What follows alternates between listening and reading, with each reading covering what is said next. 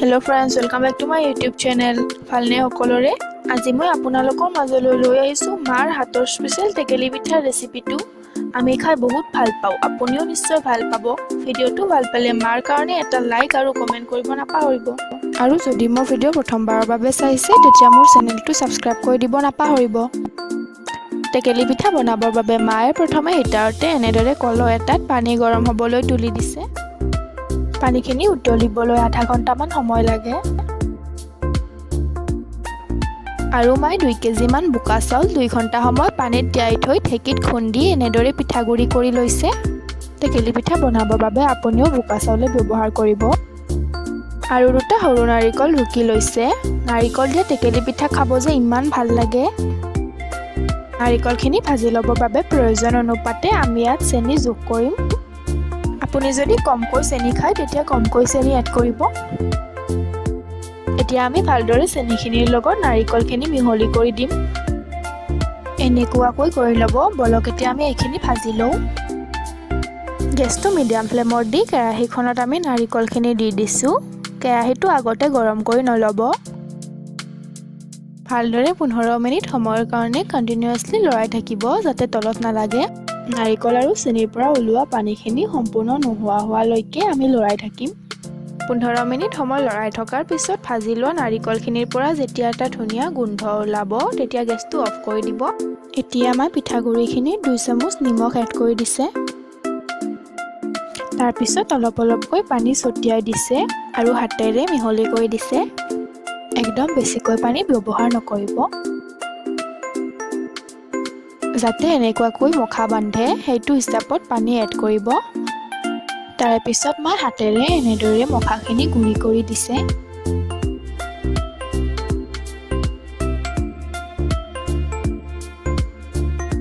মখাখিনি ভালকৈ গুৰি কৰিবৰ বাবে মায়ে এনেকুৱাকৈ এখন চালনীত মখাখিনি গুৰি কৰি লৈছে।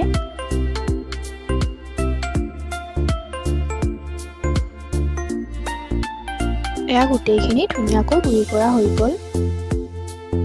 তাৰপিছত টেকেলি পিঠা বনাবৰ বাবে আমি কেটলি এটাৰ ঢাকনি এখন লৈ তাত অলপ তেল দি ঢাকনিখন গ্ৰীছ কৰি ল'ম।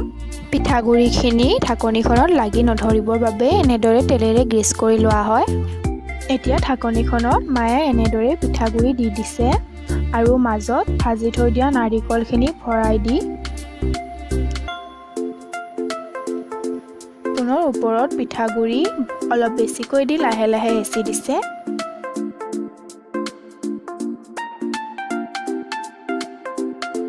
আৰু পাতল বগা সূতাৰ কাপোৰ এখন ঢাকনিখনৰ ওপৰত এনেদৰে দি দিছে।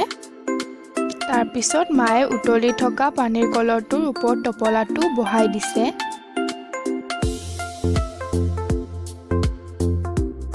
আৰু ঢাকনিখন লাহেকৈ উঠাই আনি কাপোৰখনেৰে ঢাকি দিছে।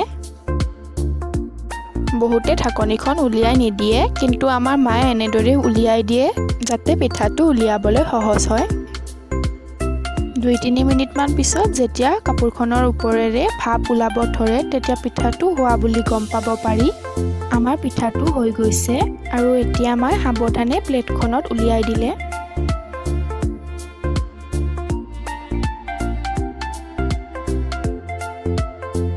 এয়া আমাৰ প্ৰথমটো টেকেলি পিঠা ধুনীয়াকৈ হৈ গ'ল। দেখিছেনে অলপো ভঙা নাই। এতিয়া মই একেটা প্ৰচেছতে বাকীকেইটা টেকেলি পিঠাও কৰি লৈছে।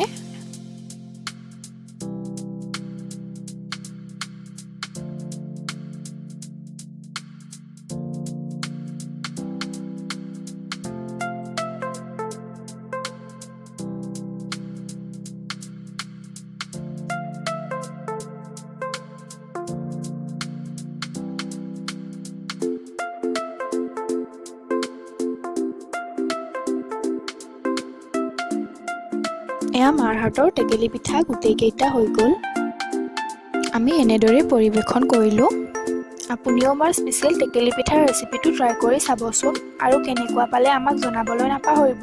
ভিডিঅ'টো ইমানখিনিলৈকে চালে যিহেতু লাইক, কমেণ্ট আৰু শ্বেয়াৰ কৰিব। Thank you so' much for ৱাটছিং মাই ভিডিঅ'। আজিলৈ বাই বাই।